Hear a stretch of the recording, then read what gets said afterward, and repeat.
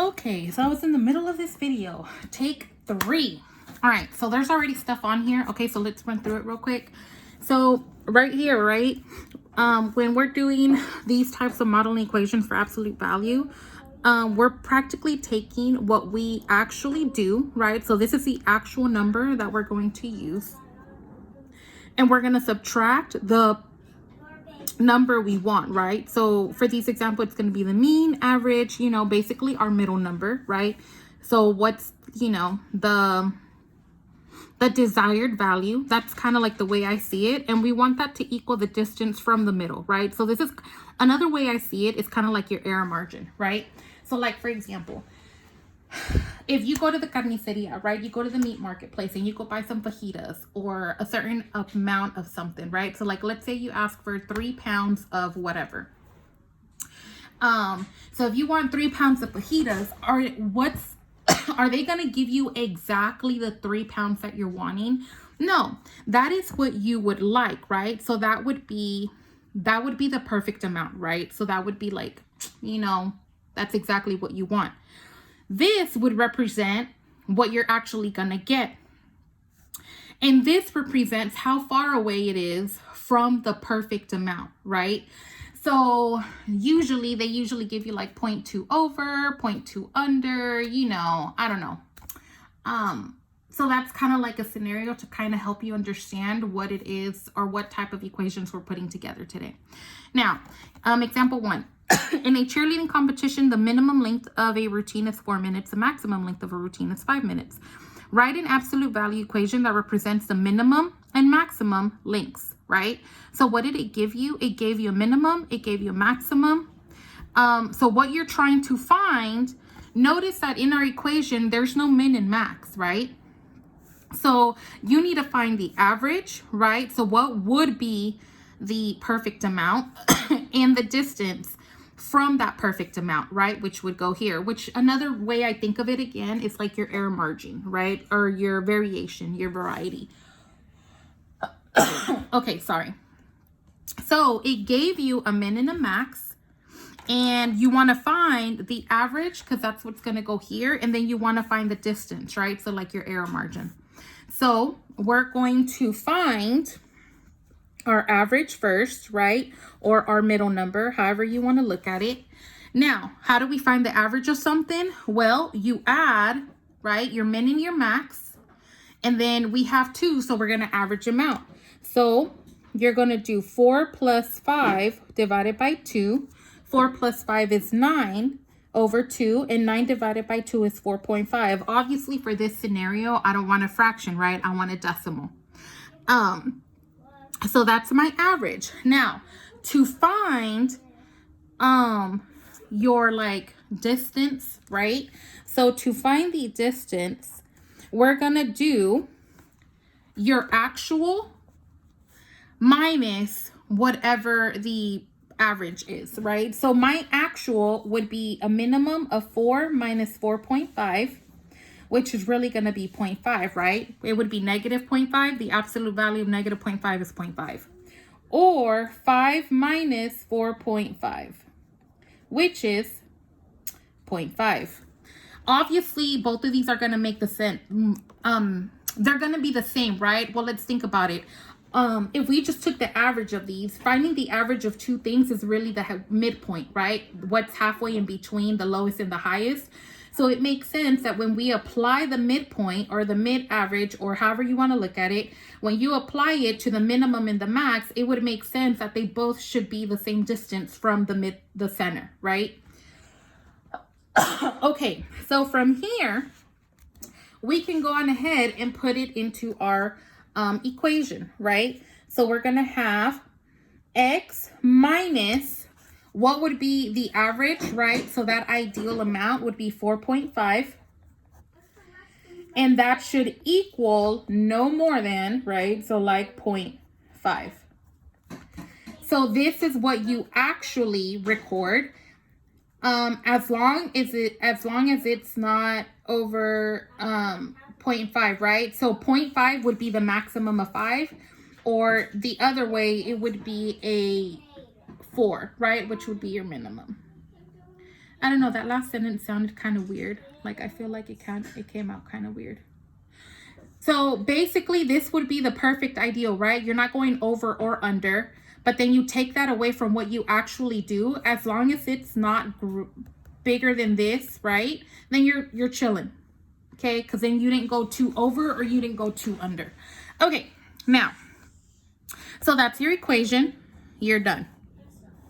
So when you're looking at these, you're really trying to identify what you have and what you need in order to form your equation out of it, right? So example 2, the recommended weight of a soccer ball is 430 grams. Notice it said recommended. It did not say minimum. It did not say maximum. So this 430 is not a minimum and is not a maximum. It is recommended. And if it's recommended, doesn't that pretty much tell you that that's what you want, right? The actual weight allowed varies by up to 20 grams. Notice the word varies, right? That's almost like another word telling you your margin error or your error margin. I don't know, whatever you want to call it or however you call it, okay? So that means the recommended weight of a soccer ball is 430 grams. This is basically telling you that this is your middle, right? This is what you want. So this is what's desired, right? Which is what should go here, the recommended, right? So if they average out all of their ball weights, right, it should be 430. So we have our middle part, right? That's going to be 430. So we have the middle, right, slash recommend. This is what's desired. And that's 430 grams. Now, the other thing we need is the distance, right? So like the error margin. How much is okay if it's off by this amount? And that amount, the actual weight allowed varies by up to 20. Allowed. That means that if it's over 20 or under 20, it's okay, right? So our distance number is 20 grams. So we have what we need in order to create our absolute value equation, right? So we have X, whatever we actually have, when we take away what's desired, which is 430, that absolute value needs to equal 20 grams, right? Because if it equals 20, then we know that it's still okay. It's allowed. Now, what is the minimum and the maximum? Well, this is where we would solve, right? The absolute value expression is isolated. So we would do X minus 430 equals 20, or X minus 430 is equal to negative 20. So solve. So you're going to add 430 to both sides. X is equal to 450, or X is equal to, right, add 430 to both sides. That would be 410. So what is this saying? This is saying that a soccer ball, because that's what we're talking about, right? A soccer ball, ooh, I was trying to look and I wrote it all crooked. A soccer ball can weigh a minimum of 410 grams or a maximum of 450 grams. And it's still considered like, you know, proper weight, or it's allowed, or you'll be fine. Okay, example 3. So the minimum recommended driving speed for a certain stretch of highway is 50 miles per hour. So we have a minimum of 50 miles per hour. Sorry if you can hear my daughter in the background, okay? Then we have the maximum recommended speed is 60 miles per hour, right? Write an absolute value equation that represents the minimum and maximum speed. So what did it give me? It gave me the min and the max. So if it gives you the min and the max, that means you have to go find your middle or your average, and you have to go find what the ideal distance would be, right? Or what's a tolerable error margin or margin of error. I really don't know how to say that. Is it error margin? Margin of error? I don't know. Okay. So here we would have, so our average, right? Our average would be 50 plus 60 divided by 2. So 50 plus 60 is 110 divided by 2, which would be 55, right? So the perfect speed would be 55, right? You're not going too fast and you're not going too slow. It's like right in the sweet spot. You may not get pulled over. I mean, I don't know. One time we went to El Paso and my brother was going 1 mile over and he got pulled over. So I don't know. That's besides the point. Sorry. Okay. So we have 55, right? Cammy, shh, please. Sorry, you guys. So we have 55, right?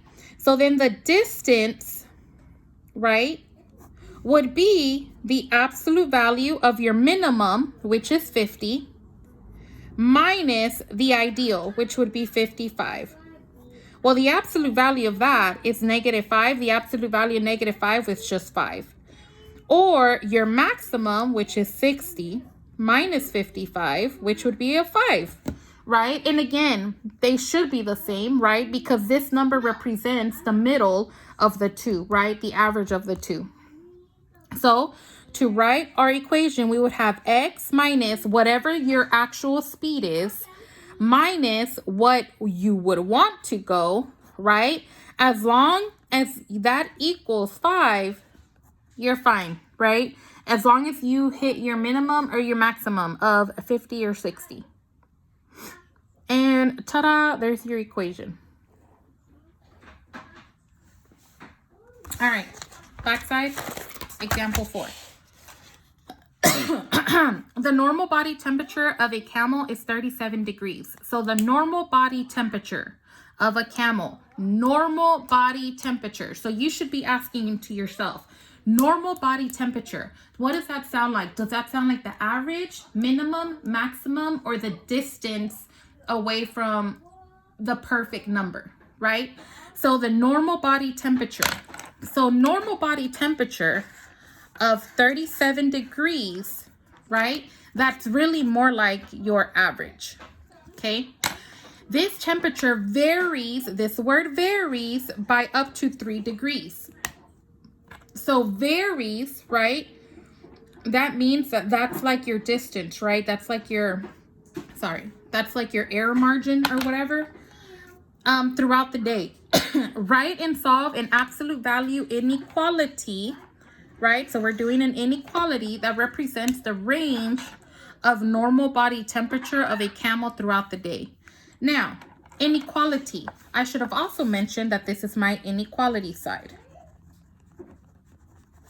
Okay. Sorry. Okay. This is my inequality side. It's shaking a little bit, but you'll be okay. So, what do we know? What do we have? What did they give me? What was given, right? Well, I know the average was given, and I know that the distance was given. So I have what I need to write my equation, right? And I'm actually going to have to find my minimum and my max. So your equation here, right, would be x minus your average, right? What would be normal? What would be perfect? 37 degrees. Now, what is your like margin of error? What can it vary by? 3 degrees. So whatever your the camel's actual temperature is minus what would be considered normal, as long as it's not, as long as it equals 3, right? Then we're fine. It can be under or over 3. This is what that means. So what would be the min and the max? Well, you would split it, right? Oh, wait, we don't want an equal to. Why not? Because your temperature can be anywhere between that, right? So you would want your temperature to be less than or equal to, right?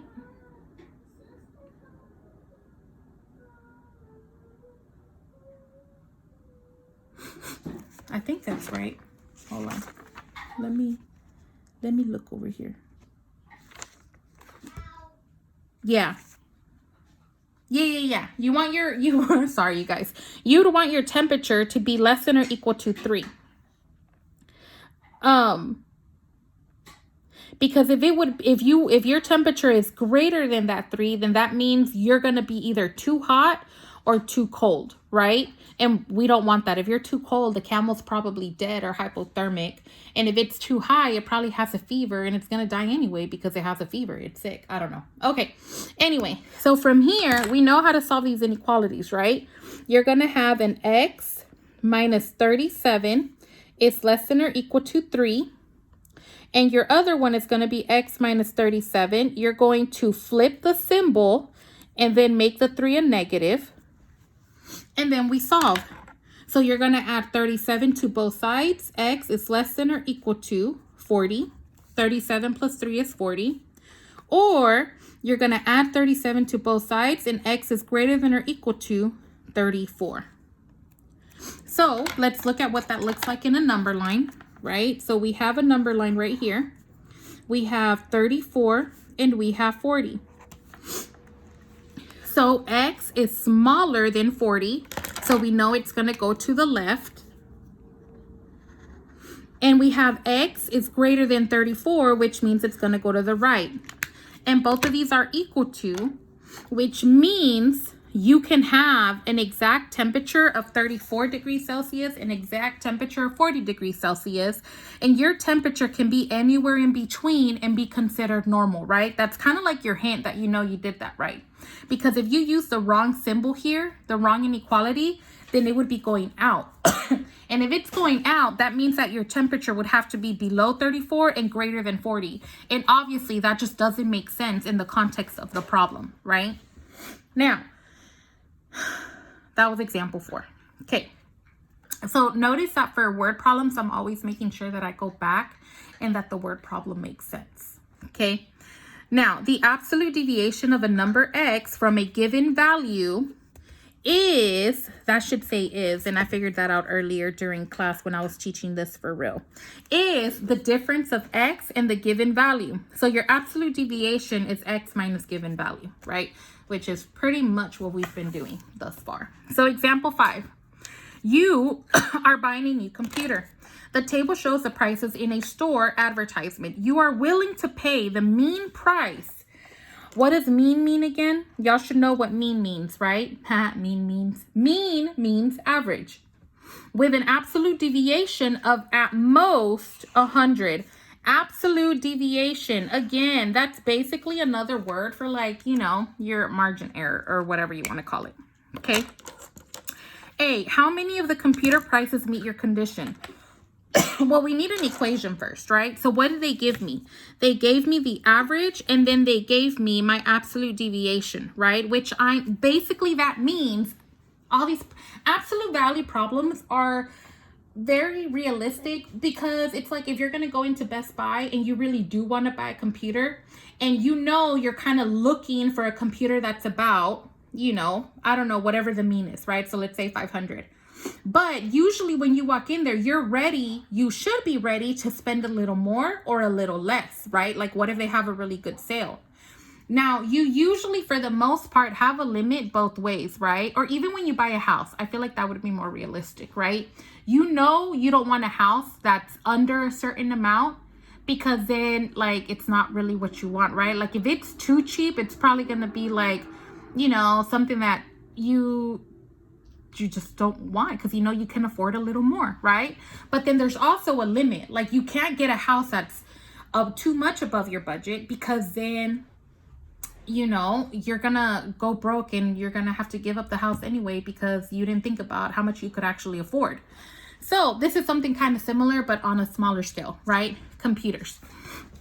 So we know how much we can go over or under, right? That's 100.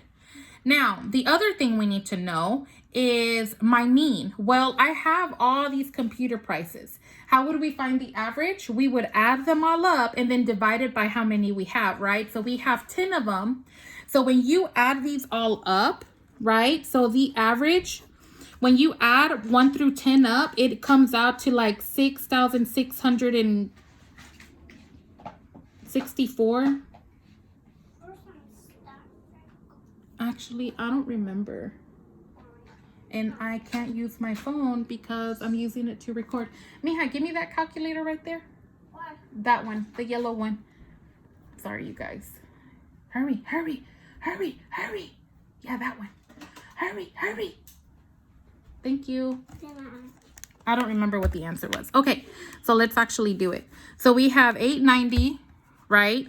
Plus 650 plus 660 plus 450 plus 725 plus 750 plus 370 plus 670 plus 650 plus 825 divided by 10 because that's how many we have. So it's 664.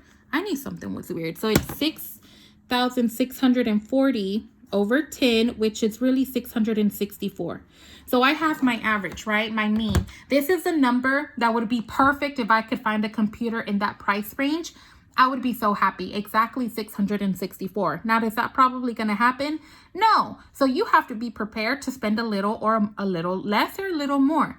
Well, how much more or less? Well, we said $100 more or $100 less, right? So that means that your equation is going to be X minus 664, right? Whatever we actually spend minus what I wanted to spend needs to equal 100, right? I either went 100 over or 100 under. Now, so let's figure out how much I can spend, right? So absolute value. So we're going to have, oh wait, not equal sign, right? Because it can be anywhere in between that amount. So then we know that what I spend has to be less than or equal to that 100, right? So we're going to have X minus 664. It's less than or equal to the 100. Or we're going to have X minus 664. It's going to be greater than or equal to negative 100. So then now we're going to add 664 to both sides. So X is less than or equal to 764. And then we're going to add 664 to both sides. So X is greater than or equal to 564. Now remember, we can look at our number line, right? It kind of makes sense that our answers should be in between these two numbers, right? So we're just going to make sure. So we have 564 and we have 764. So let's analyze our X, right? So X is smaller than 764. That's good, right? That means that whatever I spend has to be less than 764. And that's what I want, right? So my solutions are going to go this way. But whatever you spend has to be bigger than 564. So you want to spend, you don't want to get a laptop that's too cheap. You want to get at least a decent laptop, right? 564 if you can. So that makes sense. My solutions are going to be in between these two, right? Again, if it were highlighted out this way, then that would kind of tell you probably did the wrong symbol because that just doesn't make sense with the scenario, right? Always make sure you go back and check and verify. Does it make sense? Okay. Now, we have our numbers here, right? So another way to write this, right, is that your X, whatever you spend, has to be between, right, 564 or equal to, and 764, $764, right? This is the same as this, and we talked about this in class whenever we had our inequalities days, right? So it's asking how many of the computer prices meet your condition. Well, we know that my computer needs to cost between 564 and 764. So 890, does that fit between what I can afford? No. 650 does, however. So I'm going to highlight that one. What about 660? Yes. 450? No, no, I'm not interested in that laptop, right? Or computer or whatever, because I'm looking to spend at least 560. I want a few more features than what this one can offer. 725. Yes, I can buy that one. 750. Yes. 370. No, that's not good enough of a laptop. 670. Yes. 650. Yes. 825. No, that would be too expensive. I can't afford that, right? I would be like a little bit in trouble and in debt. So how many of these laptops or computers can I actually purchase? I can actually purchase. How many of the computer prices met your condition? 6 computers. right? 6 computers met my condition. So for part B, if you're willing to pay the mean price, it's literally the same thing, but I'm giving you a different absolute deviation, which basically means what are you okay with spending over and under. So instead of 100, it's at 125, right? So you need to go do this one on your own. Yeah, go do it on your own, try it out, and then how many computers or laptops are you able to purchase in that condition? Okay, so how many options do you have? And that is it for this lesson. Bye.